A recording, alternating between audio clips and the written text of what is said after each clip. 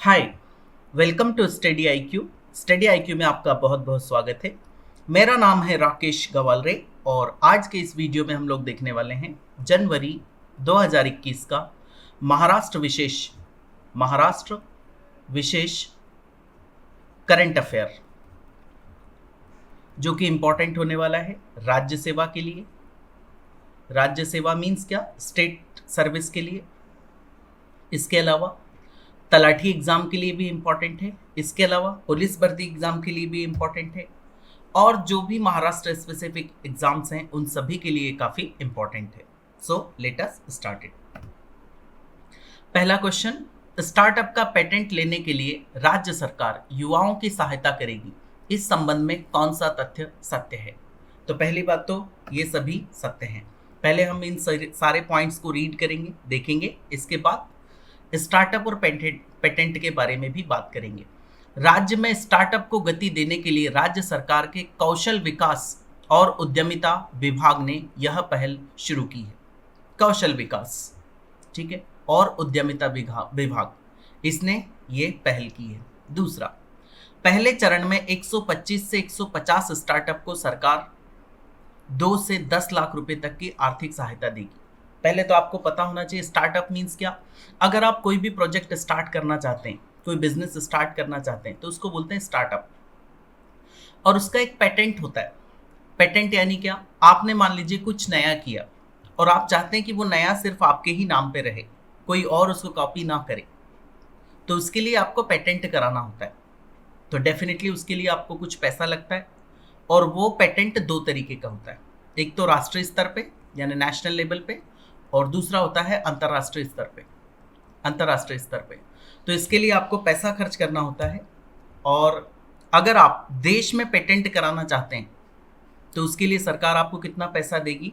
इसके तहत देश में पेटेंट के लिए सरकार 2 लाख रुपए अथवा 80%। 80% से मतलब क्या? जैसे मान लीजिए आपको 1 लाख रुपए लग रहे हैं, ठीक है, तो उसका 80% यानी क्या? उसका 80% यानी 80,000 गवर्नमेंट वियर करेगी और 20,000 आपको वियर करना है। या फिर मैक्सिमम कितना? 2 लाख रुपए तक सरकार वियर करेगी। अथवा अंतर्राष्ट्रीय पेटेंट के लिए 10 लाख रुपए अथवा 80% तक, यानी इंटरनेशनल लेवल पे ऑब्वियसली ज़्यादा पैसे की रिक्वायरमेंट होगी। अगर आपको इंटरनेशनल पेटेंट लेना है तो उसके लिए सरकार 10 लाख रुपए या वही 80% आर्थिक सहायता करेगी। तो इसका आंसर होगा क्या? उपरोक्त सभी सत्य हैं। ये भी सत्य है, ये भी और उपरोक्त सभी सत्य हैं। नेक्स्ट देखते हैं। गढ़चिरौली जिले में अनीमिया को कम करने के लिए गुण संवर्धित चावल वितरित करने की योजना को सरकार ने अनुमति दी है। इस संबंध में कौन सा तथ्य सत्य है? तो आपको पता होगा अनीमिया जो बीमारी होती है वो किस वजह से होती है? वो आयरन की कमी से होती है, अनीमिया की बीमारी।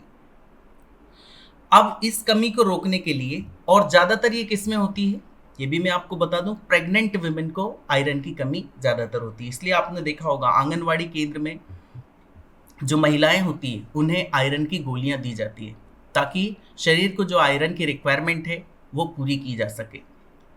तो राज्य में अनीमिया कम करने के लिए सरकार आयरन की गोलियां बांटती है, परंतु इसके साथ ही कुछ और करने की सरकार को आवश्यकता महसूस हुई। यानी डेफिनेटली आयरन की कमी से एनीमिया होता है तो उसकी तो टैबलेट आपने बांट दी, आयरन की गोली बांट दी, बट इसके अलावा भी और कुछ किया जाना चाहिए, ऐसा सरकार को लगा। तो सरकार ने दूसरा क्या करना शुरू किया? पोषण युक्त अन्न वितरित करने वाला महाराष्ट्र पहला राज्य होगा जो सार्वजनिक वितरण प्रणाली के तहत यह वितरित करेगा। कुछ ऐसे चावल होते हैं या कुछ ऐसे अन्न होते हैं जिनमें पोषण ज्यादा होता है, उनको बोलते हैं गुण संवर्धित चावल या गुण संवर्धित जो भी XYZ जो भी अन्न हो। तो सरकार क्या करना चाहती है? ये गुण संवर्धित चावल लोगों में यानी क्या? स्पेशली प्रेग्नेंट वुमेन में बांटना चाहती है, ताकि उन्हें जो अनीमिया है या होने की संभावना है या जो आयरन की कमी है उसको पूरा किया जा सके। एक सरकार आयरन की गोली तो देगी ही, साथ में आपको क्या? पोषण युक्त अन्न वितरित करेगी, और वो भी किससे? PDS से। PDS मीन्स क्या? पब्लिक डिस्ट्रीब्यूशन सिस्टम से। जैसे कि आपने देखा होगा ये उचित मूल्य की दुकानें होती हैं, इनमें सरकार ये सब डिस्ट्रीब्यूट करेगी। इसका इसका प्रयोग भामरागढ़ और कुरखेड़ा तालुका में किया जाएगा। यानी ये दो तहसीलें, किसकी है दो तहसील? ऑब्वियसली गढ़चिरौली डिस्ट्रिक्ट की है। गढ़चिरौली डिस्ट्रिक्ट आपको पता होना चाहिए, ये महाराष्ट्र का नक्सलाइट एरिया माना जाता है, नक्सल प्रभावित एरिया माना जाता है, हालांकि अभी कम हो चुका है। तो अगर हम महाराष्ट्र का मैप देखें तो ये है हमारा महाराष्ट्र का मैप। थोड़ा सा मैं खराब बनाता हूँ, मेरी ड्राइंग अच्छी नहीं है, फिर भी आप समझना चाहें तो यहाँ पे आपको गढ़चिरौली डिस्ट्रिक्ट मिल जाएगा। तो इसकी दो तहसीलों में, दो तालुकाओं में, भामरागढ़ और कुरखेड़ा में सरकार ये शुरू करेगी। तो इसका आंसर होगा उपरोक्त सभी सत्य हैं। लेटर टू मदर नामक पुस्तक का विमोचन श्री भगत सिंह कोश्यारी ने किया है। इस पुस्तक के संबंध में कौन सा तथ्य सत्य है? तो पहले तो पुस्तक को छोड़ते हैं, पहले हम ये बात करते हैं श्री भगत सिंह कोश्यारी क्या है। ये हमारे महाराष्ट्र के राज्यपाल हैं, यानी गवर्नर हैं, राइट। इसके अलावा ये पुस्तक लेटर टू मदर, इस पुस्तक का किसमें, अंग्रेजी मीन्स क्या, अंग्रेजी में अनुवाद हुआ है। और वो किसने किया है? वो किया है भावना सुमाया ने। इसका कौन सी लैंग्वेज में अनुवाद? इंग्लिश में अनुवाद किया है और वो भावना सुमाया ने किया है। तो पहले किस लैंग्वेज में थी ये बुक? तो ये बुक थी गुजराती लैंग्वेज में। और लिखी किसने है? तो ये पुस्तक लिखी है श्री नरेंद्र मोदी, जो भारत के प्रधानमंत्री, उन्होंने लिखी है, ठीक है। और इसमें दिखाया क्या गया है, जैसे लेटर टू मदर जैसा नाम उसका है, वैसे ही इस पुस्तक में नरेंद्र मोदी ने, प्रधानमंत्री मोदी ने मातृत्व प्रेम को दर्शाया है, ठीक है। तो उपरोक्त सभी सत्य हैं। अब इन सारे पॉइंट्स को हम रीड कर लेते हैं एक बार। यह पुस्तक प्रधानमंत्री नरेंद्र मोदी द्वारा गुजराती में लिखी पुस्तक साक्षी भाव का अंग्रेजी रूपांतरण है। किसका? ये भी आपको याद रखना है, साक्षी भाव, ये गुजराती में थी और इसका इंग्लिश में रूपांतरण है। यह अंग्रेजी रूपांतरण लेखिका भावना सुमाया ने किया है और इसका नाम क्या रखा है? Letter to mother. नेक्स्ट देखते हैं, माझी वसुंधरा ई शपथ नामक उपक्रम पर्यावरण और जलवायु परिवर्तन मंत्रालय ने शुरू किया है। इस संबंध में कौन सा तथ्य सत्य है? माझी वसुंधरा ई शपथ। अब पहले तो हम इसको समझते हैं कि ये है क्या, ई शपथ और माझी वसुंधरा क्या। तो सरकार ने एक पोर्टल बना दिया है, उस पोर्टल का नाम क्या है? माझी वसुंधरा .in, ये पोर्टल बनाया। और इस पोर्टल पे जाके आपको क्लिक करना है और रजिस्टर करना है। रजिस्टर आप करेंगे तो आपको एक शपथ का प्रमाण पत्र मिल जाएगा कि हाँ आपने शपथ ली। अब इस शपथ में है क्या, वो बात करते हैं। तो जैसा आपको नाम से दिख रहा है माझी वसुंधरा, वसुंधरा यानी क्या होता है? पृथ्वी। या हमें क्या करना है? कुछ ऐसा करना है जो कि पृथ्वी के लिए एक्सेप्शनल हो। फॉर एग्जाम्पल, आप बहुत सारे पेड़ लगा दीजिए, तो ये एक्सेप्शनल हुआ, ठीक है। या फिर आप क्या करिए, कोई जल संवर्धन यानी जल बचाने का कोई ऐसा इंस्ट्रूमेंट लगा दीजिए, या कोई ऐसी पहल करिए, वो भी क्या होगा? आपने एक्सेप्शनल किया है। तो इससे करने से क्या होगा? पहले तो आपने रजिस्टर किया तो आपको प्रमाण पत्र मिल जाएगा। दूसरा, इसके तहत कचरा व्यवस्थापन, जल संवर्धन और सौर ऊर्जा का कुछ लगा दीजिए, जिससे कि क्या हो, पृथ्वी को जो नुकसान हो रहा है, यानी जैसे कचरा जहां तहां पड़ा रहता है तो वो खराब हो, एनवायरमेंट को खराब करता रहता है, तो उसको आप कुछ व्यवस्थापन करिए, उसको डिकम्पोज करने का कुछ तरीका सोचिए। ये सब अगर आप करेंगे तो ये किसके तहत आएगा? माझी वसुंधरा ई शपथ। फिर आप सोच रहे होंगे कि ये सब करने से आपको क्या मिलेगा? तो इससे क्या होगा, इसका परिणाम तथा पुरस्कार, सरकार ये सब वॉच करेगी कि आप क्या कर रहे हैं। इसका परिणाम तथा पुरस्कार 5 जून अंतर्राष्ट्रीय पर्यावरण दिवस के दिन घोषित किया जाएगा। अब आपको ये पता होना चाहिए, कई बार एग्जाम में आया, 5 जून क्या होता है? इंटरनेशनल एनवायरमेंट डे, अंतर्राष्ट्रीय पर्यावरण दिवस, ये आपको पता होना चाहिए 5 जून। और ये भी आपको पता होगा आई होप 21 जून जो क्या होता है? इंटरनेशनल योगा डे होता है, ठीक है। तो इसका आंसर होगा उपरोक्त सभी सत्य हैं। तो अगर हम इसको फिर से अगर समराइज करने की कोशिश करें तो इस पे आपको रजिस्टर करना है। इसके तहत माझी वसुंधरा .in पर क्लिक करके प्रकृति की सुरक्षा की शपथ लेना होगा तथा तुरंत प्रमाण पत्र उपलब्ध होगा। एक दूसरा, इसके तहत कचरा व्यवस्थापन, जल संवर्धन, सौर ऊर्जा इत्यादि कार्य नागरिक को करने होंगे।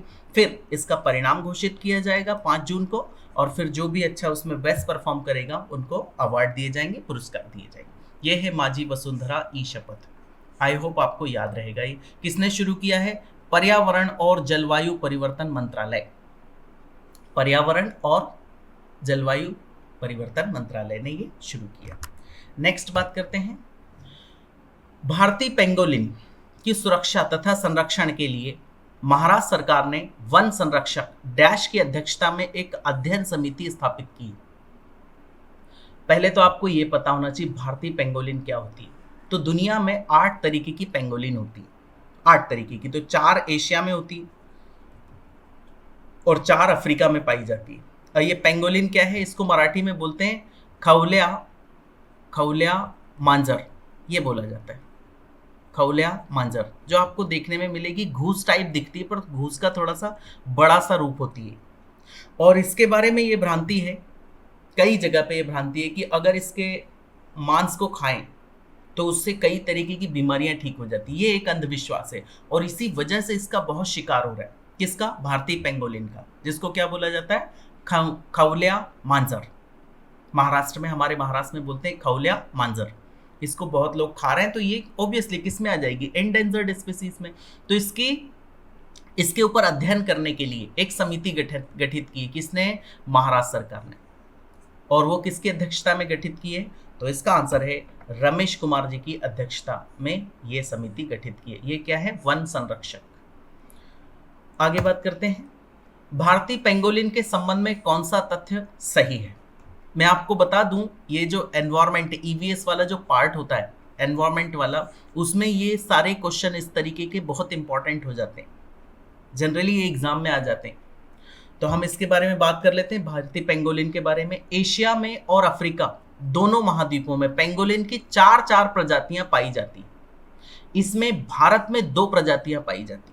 तो देखिए, एक तो उत्तर भारत में पाई जाती, उत्तर भारत में, और एक किसमें? बाकी बचे हुए भारत में। तो उत्तर भारत में जो पाई जाती है उसको बोलते हैं चीनी पेंगोलिन, चीनी पेंगोलिन उत्तर भारत की। और जो बचे हुए भारत में पाई जाती है उसको क्या बोला जाता है? भारतीय पेंगोलिन, यानी इंडियन पेंगोलिन। तो ये कहाँ कहाँ मिलती है एशिया में? आपको मिलेगी श्रीलंका में, श्रीलंका के अलावा आपको बांग्लादेश में मिल जाएगी, बांग्लादेश के अलावा भूटान में मिलेगी, नेपाल में भी ये पेंगोलिन देखी जाती है। ठीक है, ये आपको पता होना चाहिए। तो 2 प्रजातियां भारत में मिलती है। यह कम संख्या में संपूर्ण महाराष्ट्र में पाई जाती है। याद रखना, ये महाराष्ट्र के मैदानी इलाकों में पाई जाती है, कम संख्या में है, क्योंकि इसका शिकार बेतहाशा लोगों ने शिकार किया है। लोगों को लगता है कि इससे कई बीमारियां दूर होती है इसका मटन खाने से। इसका वैज्ञानिक नाम मैनिस क्रासिकाउडाटा है। क्या? मैनिस क्रासिकाउडाटा। ये आपको याद रखना, ये परीक्षा में आ सकता है। थोड़ा सा बोलने में डिफिकल्ट है, बट हाँ, ये एग्जाम में आ सकता है। भारतीय पेंगोलिन का वैज्ञानिक नाम क्या है? सीधा इसके ऊपर क्वेश्चन बन सकता है। तथा यह IUCN की रेड बुक में शामिल है। IUCN के बारे में मैं कई बार बता चुका हूँ, international union for conservation of natural species. ये मैंने कई बार बताया है। ये रेड बुक मीन्स क्या? इसमें 2-3 तरीके की बुक होती है। रेड बुक मतलब ये अब इंडेंजर्ड होगी, यानी ये खतरे में, इसकी प्रजाति समाप्त होने वाली, इसका खतरा है, IUCN का मतलब। ठीक है, तो इसकी कौन सी लिस्ट में है? ये रेड बुक लिस्ट में है। तो इसका आंसर क्या होगा? उपरोक्त सभी सत्य हैं। याद रखना, एग्जाम में इतने इजी ऑप्शंस नहीं मिलेंगे आपको। ये तो मैंने पॉइंट्स को अलग अलग करने के लिए इस तरह से MCQ फॉर्म में बनाया है, ताकि इजी पड़े, ज़्यादा डिफिकल्ट ना हो। नेक्स्ट देखते हैं, महाराष्ट्र की इलेक्ट्रॉनिक नीति 2016 की अवधि सरकार ने बढ़ाकर 2023 कर दी है। इस संबंध में कौन सा तथ्य सत्य है? अब ये महाराष्ट्र की इलेक्ट्रॉनिक नीति क्या है? ये 2016 में बनी थी इलेक्ट्रॉनिक नीति, पहले तो आपको ये पता होना चाहिए। और इलेक्ट्रॉनिक नीति में ये है कि हमें बनाना है 2 चीज़ें। कौन कौन से? एक तो सेमीकंडक्टर, सेमीकंडक्टर से जो चीज़ें बनती है, जैसे आपकी जो बैटरी बनती है मोबाइल की या कोई सी भी, वो सेमीकंडक्टर मटेरियल की होती है। या जो आपकी इंटीग्रेटेड सर्किट यानी IC चिप्स होती है, वो किसकी होती है? सेमीकंडक्टर मटेरियल की होती है। इसके अलावा जो डिस्प्ले मैन्युफैक्चरिंग होता है, उसमें भी काफ़ी सेमीकंडक्टर मटेरियल यूज़ किया जाता है। आपको पता होना चाहिए कि 3 तरीके के मटेरियल होते हैं। एक होता है कंडक्टर, एक होता है इंसुलेटर, और इन दोनों के बीच में होता है क्या? सेमीकंडक्टर। ये 3 तरीके के होते हैं। तो इसमें पहले तो सेमीकंडक्टर को इतनी इंपॉर्टेंस नहीं दी जाती थी, बट आजकल जो इलेक्ट्रॉनिक सामान है उसमें ज़्यादा से ज़्यादा किसका यूज़ किया जाता है? सेमीकंडक्टर मटेरियल का ही यूज़ किया जाता है। तो ये एक इलेक्ट्रॉनिक नीति हमारी महाराष्ट्र सरकार ने बनाई थी 2016 में। अब इसकी अवधि बढ़ा के कितनी कर दी, 2023 तक कर दी है। और इसके संबंध में जो तथ्य हैं, पहले तो ये देख लीजिए कि उपरोक्त दोनों सत्य हैं। अब इन सबको हम समझते हैं। इस योजना को केंद्र सरकार की स्पेक्स मीन्स क्या, scheme for promotion of manufacturing of electronic components and semiconductors, ये केंद्र सरकार की योजना है। ठीक है, इस योजना के तहत क्या होता है, अगर आप ये सारी चीज़ें प्रोड्यूस करेंगे तो सरकार उसके ऊपर सब्सिडी देती है, आपको सीडिंग के लिए हेल्प करती है, अगर आपको कोई टेक्निकल असिस्टेंस चाहिए तो वो भी करती है। ठीक है, इसके साथ इसको जोड़ दिया गया, किसको, हमारी जो महाराष्ट्र की इलेक्ट्रॉनिक नीति 2016, इन दोनों को कंबाइन कर दिया गया। दूसरा, इससे राज्य में सेमीकंडक्टर व डिस्प्ले मैन्युफैक्चरिंग के लिए अनुकूल वातावरण निर्मित होगा तथा लोगों को रोजगार उपलब्ध होगा। सिंपल सी बात है, अगर कोई इंडस्ट्री लगती है, ये तो बहुत बड़ा मार्केट है, आपको पता होना चाहिए सेमीकंडक्टर का इस समय बहुत बड़ा मार्केट है, क्योंकि मोबाइल, लैपटॉप और ये जो सारी इलेक्ट्रॉनिक जो चीज़ें होती हैं उनमें बड़े अमाउंट में सेमीकंडक्टर मटेरियल यूज़ किया जाता है। तो इसकी अगर इंडस्ट्री लगेगी, उत्पादन होगा, तो सीधी सी बात है स्थानीय लोगों को रोजगार मिलेगा तो डेवलपमेंट होगा। जब भी कोई इंडस्ट्री आती, कोई सी भी इंडस्ट्री हो, तो उससे क्या होता है, डेवलपमेंट होता है। आगे बढ़ते हैं। मंत्रालय व विधिमंडल वार्ताहर संघ ने वार्षिक पुरस्कार की घोषणा की है। लाइफ टाइम अचीवमेंट अवार्ड किसे प्रदान किया गया, मंत्रालय और विधिमंडल वार्ताहर संघ। अब ये मंत्रालय और विधिमंडल वार्ताहर संघ क्या है उसके बारे में बात करते हैं। तो जो प्रेस कॉन्फ्रेंस करते हैं वो कौन होते हैं, जर्नलिस्ट होते हैं। तो पत्रकार हो गए एक, और दूसरे हमारा जो मंत्रालय है। विधिमंडल मीन्स क्या, लेजिस्लेटिव असेंबली या लेजिस्लेटिव काउंसिल, उसको बोला जाता है विधिमंडल। ठीक है, एक तो होता है कार्यकारी मंडल यानी होता है सरकार, जैसे कैबिनेट मिनिस्टर्स उसमें आते हैं और मिनिस्टर ऑफ स्टेट्स आते हैं। और वार्ताहर संघ, वार्ताहर मीन्स क्या, पत्रकार जो होते हैं उनका एक संघ है। उस संघ ने वार्षिक पुरस्कार की घोषणा की है और उसमें लाइफ टाइम अचीवमेंट अवार्ड किसे दिया गया, संजय राउत साहब, प्रकाश जोशी जी, कुशाभाऊ ठाकरे या हरिभाई देसाई। तो इसका आंसर होगा क्या, प्रकाश जोशी जी, इन्हें दिया गया है लाइफ टाइम अचीवमेंट अवार्ड। और ये काफी पुराने पत्रकार हैं, जब हमारा संयुक्त महाराष्ट्र मूवमेंट हुआ था तब भी इन्होंने पत्रकारिता की थी, तब से ये पत्रकार थे, प्रकाश जोशी। संयुक्त महाराष्ट्र मूवमेंट के टाइम पे ये थे, तो इसका आंसर हुआ प्रकाश जोशी। आगे बढ़ते हैं। इंडिया टुडे द्वारा घोषित राज्य स्तरीय इलेक्ट्रॉनिक माध्यम प्रतिनिधि पुरस्कार डैश को प्रदान किया गया है। राज्य स्तरीय कौन सा, इलेक्ट्रॉनिक माध्यम प्रतिनिधि। अब ये इलेक्ट्रॉनिक माध्यम प्रतिनिधि क्या है वो समझिए।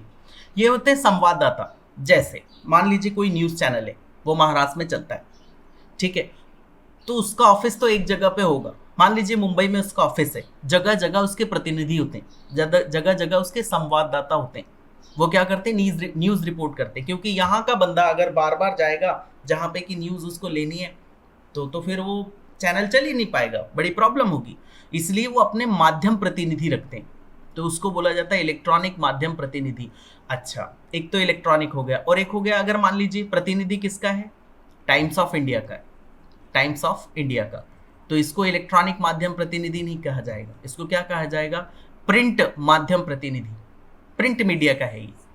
तो इसका अवार्ड किसे दिया गया है, इंडिया टुडे ने दिया राज्य स्तरीय अवार्ड, तो वो दिया गया है सिद्धार्थ गोदाम को। सिद्धार्थ गोदाम जो क्या है, इलेक्ट्रॉनिक माध्यम प्रतिनिधि।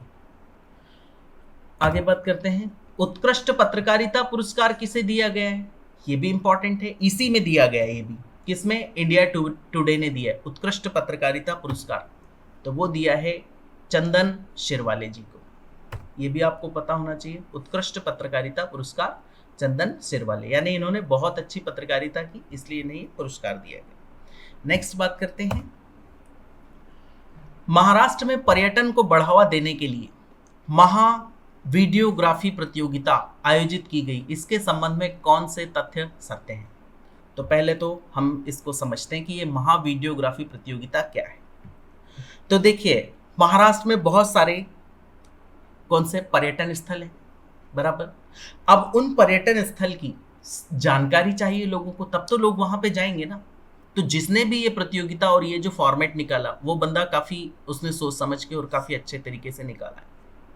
कैसे? मान लीजिए कोई एक जगह है और वो जगह के बारे में ज्यादा लोगों को पता नहीं, तो आप क्या करिए, जितने भी महाराष्ट्र के पत्रकार थे, सॉरी पत्रकार नहीं, वीडियोग्राफर्स थे, उन्हें बोला गया कि आप अपने अपने वीडियो बनाइए, वीडियोग्राफी करिए, और वो वीडियोग्राफी किसे दीजिए? सरकार को दीजिए। सरकार उसको चेक करेगी और जो अच्छे वीडियोस रहेंगे उन्हें वो किस पे डालेगी? पर्यटन मंत्रालय की वेबसाइट पर डालेगी, सोशल मीडिया पे डालेगी, ताकि ज्यादा से ज्यादा लोगों को उसके बारे में पता चल सके। काफी अच्छा है, क्योंकि इससे क्या होगा, बहुत सारी जगह की हमारे पास वीडियोग्राफी आ जाएगी, यानी गवर्नमेंट के पास वीडियोग्राफी आ जाएगी। दूसरा, जिस बंदे ने अच्छा किया उसको कुछ पुरस्कार भी मिल जाएगा। और नहीं तो एक तरीका ये था कि सरकार हर एक जगह पे जाती, खुद वीडियोग्राफी करती और फिर वीडियोग्राफी लेके आती, फिर उसको एडिट करते और फिर उसको डालते, फिर उसको छांटना पड़ता, तो बड़ा मैन पावर और बहुत सारी चीजें लगती, काफी पैसा लगता था। बट ये काफी स्मार्ट है, महावीडियोग्राफी प्रतियोगिता ये रख दी। मान लीजिए एक बंदा औरंगाबाद में है, उसने कहा चलिए मुझे भी इसमें पार्टिसिपेट करना है, तो बंदा क्या करेगा, औरंगाबाद का जो फोर्ट है उसकी अच्छे से वीडियोग्राफी बनाएगा, उसका थोड़ा सा डिटेल बताएगा कि यहाँ पे किस किस लीडर को रखा गया था, ये औरंगाबाद के किले का निर्माण किसने किया, संभाजी महाराज को फांसी का औरंगजेब ने मृत्युदंड कहाँ दिया था, ये सारी चीजें उसमें दिखा देगा। तो उसका जो वीडियो है वो सिलेक्ट हो जाएगा और उसको भी कुछ पुरस्कार मिल जाएगा और सरकार को भी बहुत सारे वीडियो मिल गए। तो इसके बारे में देखिए, महाराष्ट्र के प्राकृतिक सौंदर्य को दर्शाने के लिए, देश विदेश के पर्यटकों को आकर्षित करने के लिए वीडियोग्राफर्स ने इसमें भाग लिया। सिंपल सी बात है। दूसरा, चुने हुए वीडियो को सोशल मीडिया पर प्रदर्शित किया जाएगा। सिंपल सी बात है। वीडियोग्राफर को नगद इनाम घोषित किया गया, पैसा भी मिलना चाहिए, तभी तो कोई इतना सारा करेगा, नहीं तो इतने सारे वीडियो बना के उसे क्या मिलेगा। तो इसका आंसर होगा उपरोक्त सभी सत्य है। आगे बढ़ते हैं। बेंगलुरु आधारित Janaagraha centre for citizenship and democracy संस्था द्वारा दिया जाने वाला जनाग्रह सिटी गवर्नेंस अवार्ड किसे प्रदान किया गया है? काफी इंपॉर्टेंट है ये। पहली बात तो ये आपको पता होना चाहिए कि ये दिया किसने है। तो ये बेंगलुरु आधारित संस्था है और संस्था का नाम क्या?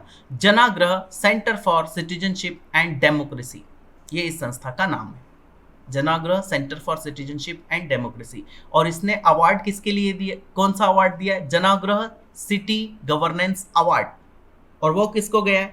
वो गया है महाराष्ट्र के चुनाव आयोग को। अब आप सोच रहे होंगे कि महाराष्ट्र के चुनाव आयोग ने ऐसा क्या कर दिया कि इन्हें यह अवार्ड चला गया। तो इन्होंने ये किया कि जो मतदाताओं की यादी होती है, यादी मीन्स क्या? मतदाताओं की जो लिस्ट होती है, वोटर लिस्ट जिसको बोलेंगे, उसको इन्होंने पूरी तरह से कंप्यूटराइज्ड कर दिया। और भी इसमें नए नए इन्वेंशन किए ताकि वो यूजर फ्रेंडली हो जाए। यूजर फ्रेंडली मीन्स क्या? जो भी वोटर्स हैं उनको आसानी से अपना मतदान केंद्र पता चल जाए, वोटर लिस्ट में नाम है या नहीं ये पता चल जाए। और काफी अच्छा है ये, मैंने खुद इसको एक्सपेरिमेंट करके देखा है। तो इसके लिए इन्हें अवार्ड चला गया। कौन सा अवार्ड दिया गया? Janaagraha city governance award, Maharashtra के चुनाव आयोग को। नेक्स्ट, केंद्रीय खेल एवं युवा कल्याण मंत्रालय द्वारा राष्ट्रीय युवा संसद महोत्सव कहां आयोजित किया गया? राष्ट्रीय युवा संसद महोत्सव। तो पहले तो हम इसको देख लेते हैं।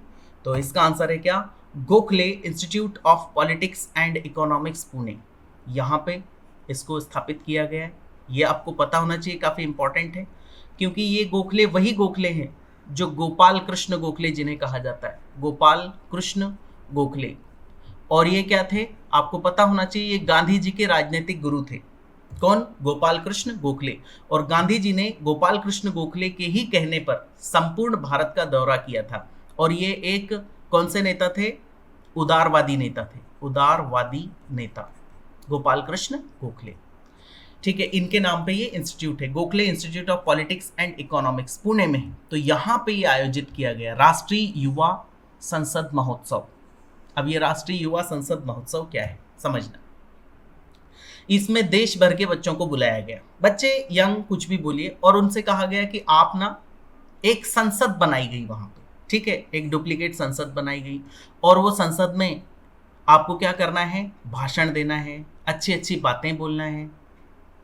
और इसको नाम क्या दिया गया? राष्ट्रीय युवा संसद महोत्सव, ये नाम दिया गया। और जिसने सबसे अच्छा भाषण दिया फिर उसको पुरस्कार दिया। ठीक है, तो यह आयोजित कहाँ पे किया गया? ये मैं आपको बता चुका हूँ। नेक्स्ट देखते हैं इसी के बारे में ही। केंद्रीय खेल एवं युवा कल्याण मंत्रालय द्वारा राष्ट्रीय युवा संसद महोत्सव में प्रथम स्थान लखनऊ की मुदिता मिश्रा ने प्राप्त किया। ये आपको पता होना चाहिए, किसने प्राप्त किया? मुदिता मिश्रा ने, ठीक है। और इस प्रतियोगिता में दूसरा स्थान किसे प्राप्त हुआ? पुणे की आयाति शर्मा, नपुर की श्वेता दत्ता, मुंबई की दिव्या पठारे, या इनमें से कोई नहीं। तो इसका आंसर होगा पुणे की आयाति शर्मा, इन्हें दूसरा स्थान प्राप्त हुआ है। और मैं आपको बता दूं, पिछली बार ये जो महोत्सव आयोजित किया गया था, ये कहाँ पे आयोजित किया गया था? नागपुर में। और इसमें भी महाराष्ट्र का फर्स्ट प्लेस था, पिछले साल की बात है। बट इस साल फर्स्ट प्लेस नहीं मिला हमें, कौन सा मिला? सेकेंड प्लेस मिला। और वो किसे मिला? पुणे की आयाति शर्मा जी को। और पहले स्थान पे कौन रही? लखनऊ की मुदिता मिश्रा। आई होप आपको समझ में आया होगा। नेक्स्ट देखते हैं। मुंबई उच्च न्यायालय की डैश खंडपीठ ने भगवान व अलौकिक शक्तियों के नाम पर होने वाली वस्तुओं की बिक्री को गैर कानूनी ठहराया है। तो पहले तो आपको पता होना चाहिए कि इसका आंसर है औरंगाबाद। और जो खंडपीठ है मुंबई उच्च न्यायालय की, खंडपीठ का मतलब क्या समझना। मुंबई उच्च न्यायालय तो मुंबई में है, बट यहाँ से बॉम्बे उच्च न्यायालय तो कहाँ पे है? मुंबई में है। बट यहाँ से अगर कोई बंदा है, मान लीजिए ये है हमारा महाराष्ट्र का मैप, ठीक है, और इसमें यहाँ पे कोई बंदा रहता है और मुंबई यहाँ पे, और कोई उच्च न्यायालय में उसको काम है, तो यहाँ से वो चलते चलते आएगा, ठीक है, तो उसका ट्रैवलिंग एक्सपेंस जाएगा, दूसरा उसका टाइम जाएगा, इसलिए काफ़ी डिफिकल्ट होगा। तो इसकी कुछ बेंच बनाई गई है, और वो बेंच कहाँ कहाँ पे? मुंबई उच्च न्यायालय की 3 और बेंच भी है मुंबई को छोड़ के, और वो तीनों नाम मैंने यहाँ पे लिखे हैं, काफ़ी इंपॉर्टेंट है ये। एक नागपुर बेंच है, दूसरी औरंगाबाद बेंच है, तीसरी पणजी बेंच है। पणजी किसके लिए है? ये गोवा के लिए है, गोवा के लिए ये बेंच है, ठीक है। और नागपुर किसके लिए? ये जो विदर्भ वाला एरिया है, विदर्भ वाला एरिया यानी कौन सा? नागपुर एक तो खुद, यवतमाल, बुल्ढाना,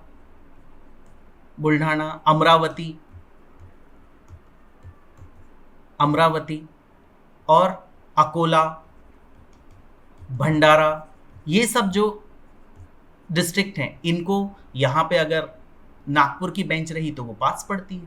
इसलिए इसकी ये बेंचेस आपको याद रखनी। कौन कौन सी है? 3 और बेंचेस, एक है पणजी, एक है औरंगाबाद और एक है नागपुर।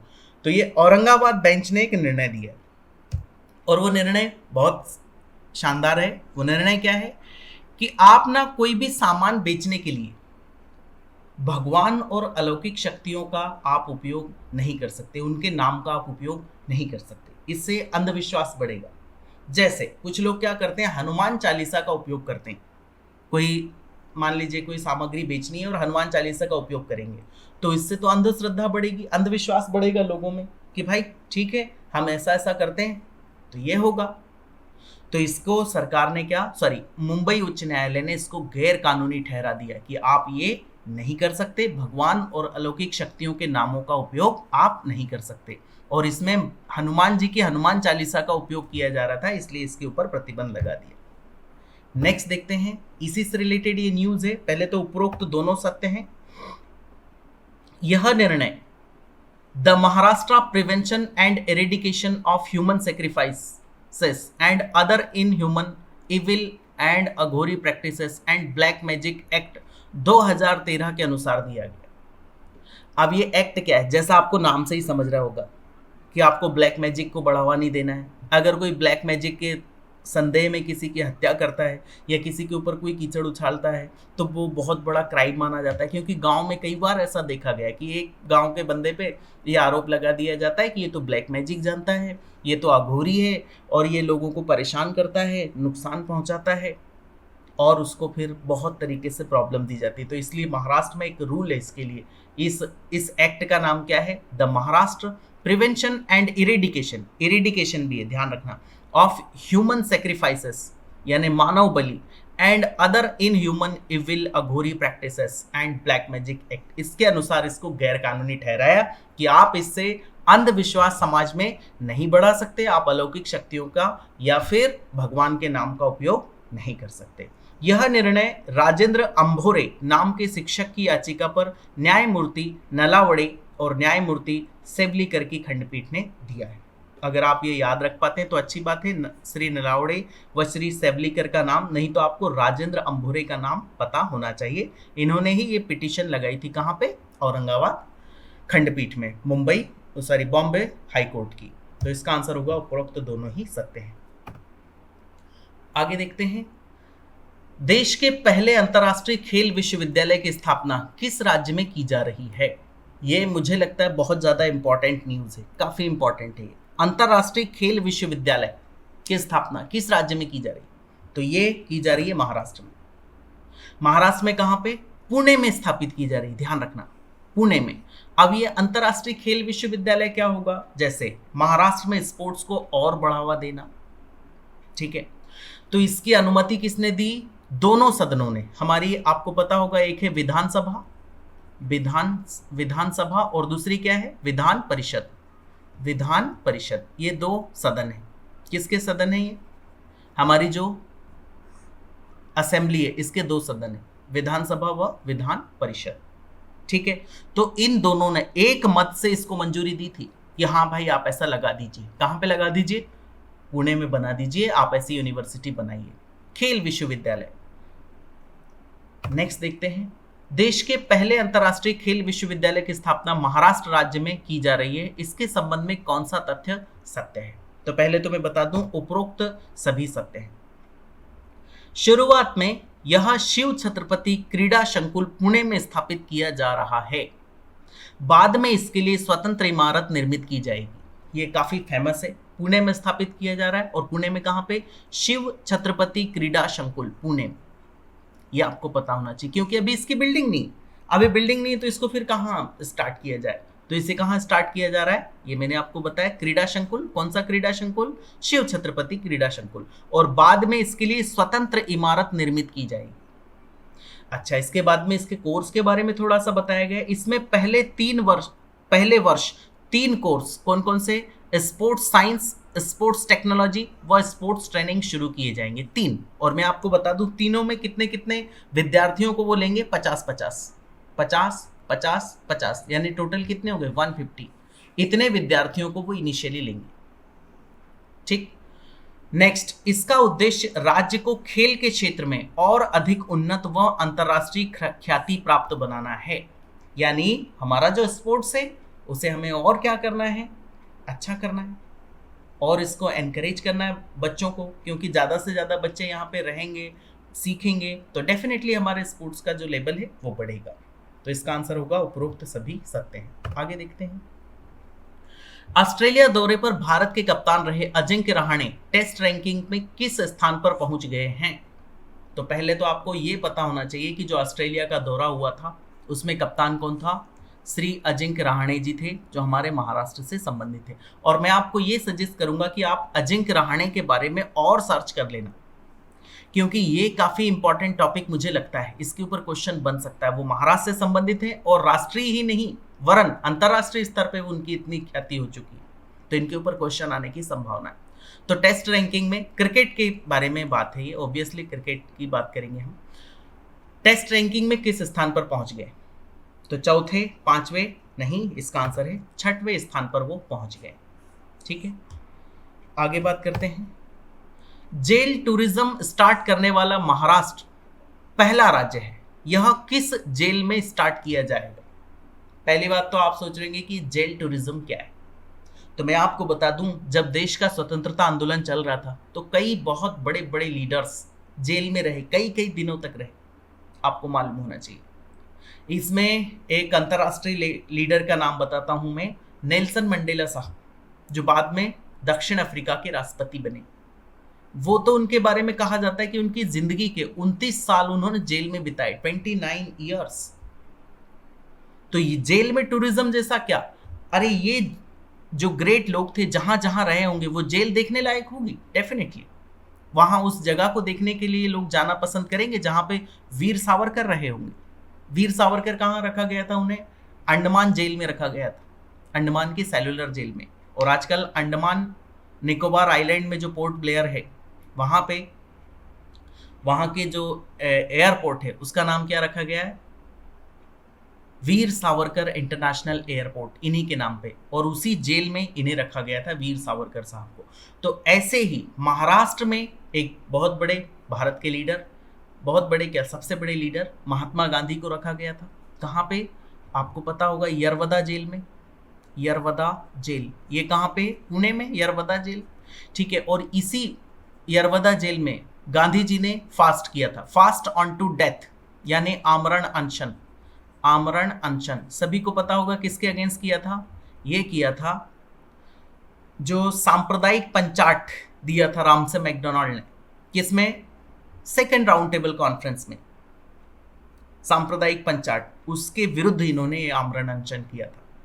और फिर एक समझौता हुआ था किसके बीच में, जिसको बोला जाता है गांधी अंबेडकर पैक्ट, गांधी जी और बाबा साहब अंबेडकर, इनके बीच में ये समझौता हुआ था। वो समझौते का डिटेल भी मैं बता सकता हूँ, बट टाइम अपना ज़्यादा होता जाएगा।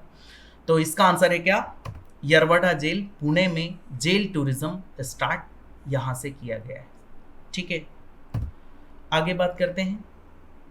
डैश एक कैटफिश है जिसे राष्ट्रीय हरित न्यायाधिकरण द्वारा प्रतिबंधित किया गया है। कैटफिश, इसको कैटफिश क्यों बोलते हैं, क्योंकि इसका जो मुंह होता है वो कैट जैसा दिखता है, बिल्ली जैसा दिखता है, इसलिए इसको कैटफिश बोला जाता है। और हमारे महाराष्ट्र में एक कैटफिश बहुत फेमस है, मांगुर। कई लोगों को पता होगा, मुझे तो पता है स्पेशली। मांगुर जो मच्छी है, मांगुर मछली के ऊपर प्रतिबंध लगा दिया किसने, राष्ट्रीय हरित न्यायाधिकरण, मीन्स क्या, national green tribunal. National green tribunal ने इसके ऊपर प्रतिबंध लगा दिया कि अब इसको कोई सेल नहीं करेगा, कोई परचेस नहीं करेगा, क्योंकि ये क्लाइमेट को खराब कर रही थी। ये क्या करती है, जो छोटी मछलियां होती है उनको खा जाती है, और जो इकोसिस्टम होता है उसको बिगाड़ती है, उसकी जो फूड चैन होती है उसको बिगाड़ती है। इसके अलावा भी इसमें ये देखा गया कि इसमें कई सारे वायरस होने की पॉसिबिलिटी थी, इस वजह से एनजीटी ने इसके ऊपर प्रतिबंध लगा दिया। कौन सी मछली, कोलंबी पे नहीं लगाया सरकार ने, पॉपलेट पे भी नहीं लगाया, रानी मच्छी पे भी नहीं लगाया, किस पे लगाया, मंगूर पे। तो इसका आंसर होगा मंगूर। महाराष्ट्र के मुख्यमंत्री श्री उद्धव ठाकरे ने नागपुर में एक अंतर्राष्ट्रीय प्राणी उद्यान का उद्घाटन किया है। इसके संबंध में कौन सा कथन सत्य है नागपुर में? तो पहला, नागपुर में बाला साहब ठाकरे गोरेवाड़ा अंतर्राष्ट्रीय प्राणी उद्यान के नाम से यह जाना जाएगा। इंपॉर्टेंट है ये, जो एनवायरमेंट वाला पार्ट है उसमें ये क्वेश्चन आ सकता है, कौन किस नाम से। और ये पहले एक चिड़ियाघर था, चिड़ियाघर था, ठीक है। बाद में ये क्या बन गया, इसको राष्ट्रीय उद्यान बना दिया। तो इसका नाम क्या रख दिया गया, बाला साहब ठाकरे गोरेवाड़ा अंतर्राष्ट्रीय प्राणी उद्यान। अब ये गोरेवाड़ा क्या है, तो गोरेवाड़ा उस जगह का नाम है नागपुर में, ठीक है।